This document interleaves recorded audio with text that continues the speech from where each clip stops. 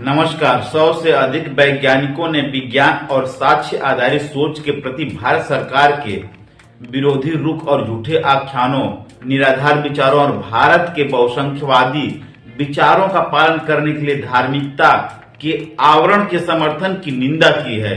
The telegraph के मुताबिक वैज्ञानिकों ने सरकार पर बहुआयामी हमलों में योगदान देने का आरोप लगाया है, जो जनता के बीच वैज्ञानिक दृष्टिकोण को कमजोर करते हैं और शैक्षणिक समुदाय, नौकरशाही और राजनीतिक वर्ग के सदस्यों से संवैधानिक मूल्यों को बनाए रखने में मदद करने का आग्रह किया है।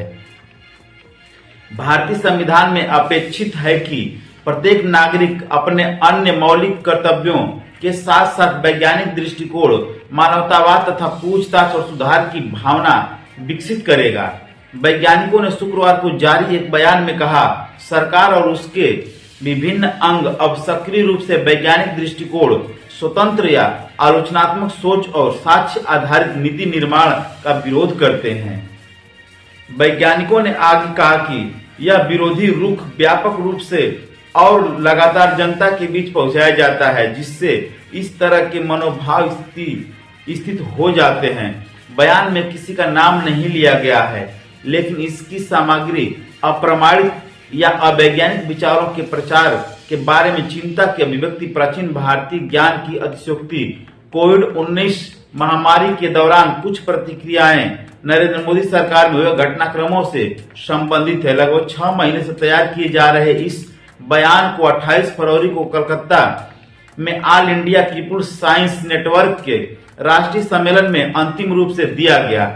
यह नेटवर्क जनता के बीच वैज्ञानिक शिक्षा और वैज्ञानिक दृष्टिकोण को बढ़ावा देने में लगे 40 संगठनों का एक संघ है।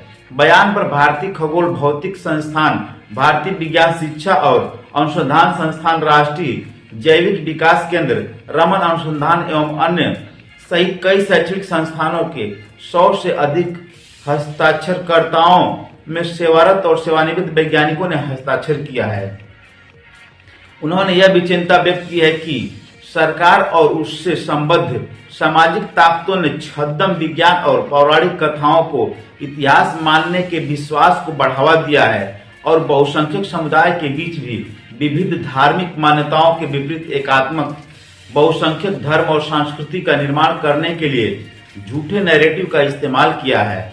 वैज्ञानिकों ने कहा कि अनुसंधान और विकास के लिए सरकारी फंड जब सकल घरेलू उत्पाद के प्रतिशत के रूप में मापा जाता है, जो पहले से तुलनीय देशों से नीचे है, यह ऐतिहासिक न्यूनतम स्तर पर पहुंच गया है।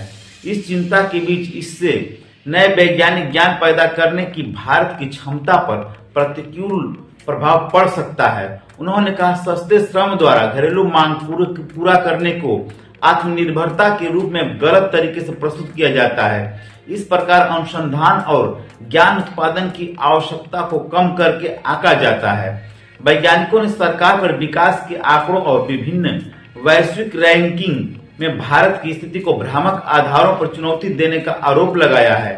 केंद्र ने हाल ही के वर्षों में भूख पर भारत की रैंकिंग को चुनौती दी है और कई शैक्षणिक समूहों द्वारा भारत में कोविड-19 महामारी के दौरान हुई अधिक मौतों के अनुमानों के बारे में को बार बार मिथक, काल्पनिक या त्रुटिपूर्ण बताया है। वैज्ञानिकों ने कहा कि छवि प्रबंधन से परे ये प्रवृत्तियां वैज्ञानिक दृष्टिकोण और साक्ष्य आधारित नीति निर्माण को कमजोर करती हैं और बौद्धिक विरोधी दृष्टिकोण को बढ़ावा देते हुए ज्ञान पैदा करने वाले समुदाय को हतोत्साहित करती हैं।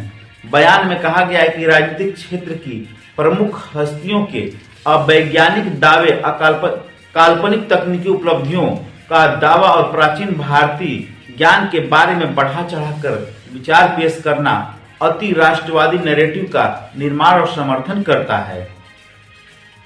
बयान में बताया गया है कि इस तरह के काल्पनिक और दंभ भरने वाले दावे प्राचीन भारत के कई वास्तविक महत्वपूर्ण योगदानों को कमतर बनाते हैं।